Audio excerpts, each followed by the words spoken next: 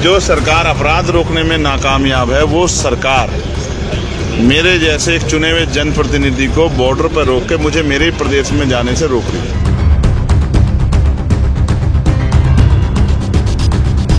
UP में इन दिनों एक सियासी तूफान मच चुका है, जो सत्ता के गलियारों तक सुनामी की तरह पहुंच गया है। और इस तूफान की चिंगारी है चंद्रशेखर आजाद, भीम आर्मी के नेता और नगीना से सांसद चंद्रशेखर, जिनकी आवाज अपराध, भ्रष्टाचार और प्रशासनिक नाकामी के खिलाफ हर दिन तेज हो रही है। अब यूपी सरकार के निशाने पर वो आ गए हैं। यूपी में बढ़ते अपराधों को लेकर लगातार सवाल उठाने वाले चंद्रशेखर की गिरफ्तारी ने एक नया मोड़ लिया है। रविवार को चंद्रशेखर आजाद चंदौली में हिरासत में लिए गए, जब वो बिहार से एक कार्यक्रम के बाद लौट रहे थे।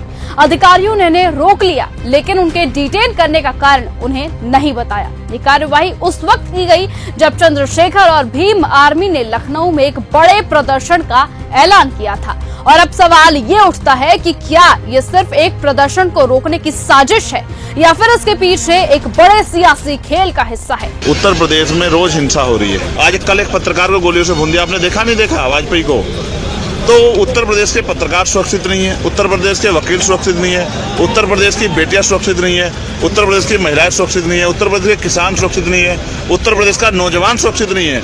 उत्तर प्रदेश में सुरक्षा की जो है भारी खामी है। और मुख्यमंत्री जितनी एनर्जी मुझे रोकने पर लगाना, अगर इतनी एनर्जी क्राइम रोकने पर लगाते तो उत्तर प्रदेश में बहन बेटियां रात में निकल पाती और दिन में भी निकल पाती। हाल ये हो गए हैं, कोई पैसा लेके नहीं जा सकता है और कोई पत्रकार सच्ची पत्रकारिता नहीं कर सकता। ये उत्तर प्रदेश बना दिया उत्तर प्रदेश के मुख्यमंत्री ने। चंद्रशेखर आजाद ने यूपी में बढ़ते अपराधों और पुलिस प्रशासन की नाकामी को लेकर बार बार सवाल उठाए हैं। और ये वही मुद्दे हैं जिनके योगी आदित्यनाथ और उनकी सरकार को डर लगने लगा है।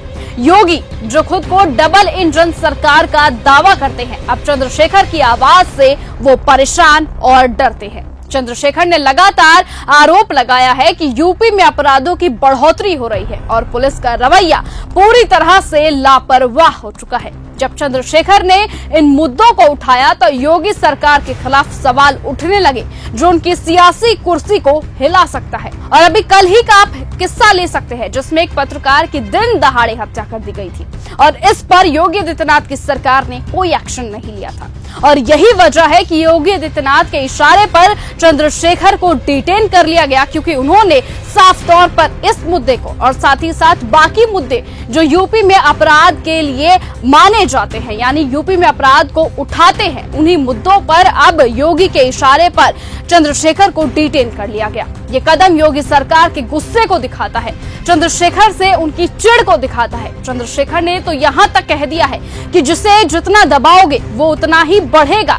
इस बार दबाया गया तो आजाद समाज पार्टी का एक सांसद बना, और दबाओगे तो 2027 में इतने विधायक बनेंगे कि गिनती कम पड़ जाएगी। यही बात योगी की चिंता का विषय बन चुकी है। चंद्रशेखर आजाद ने यूपी में बढ़ते अपराधों, पुलिस की लापरवाही और सरकार की नाकामी को लेकर जो सवाल उठाए, उससे पूरी भाजपा सरकार की पोल अब खुलने लगी है।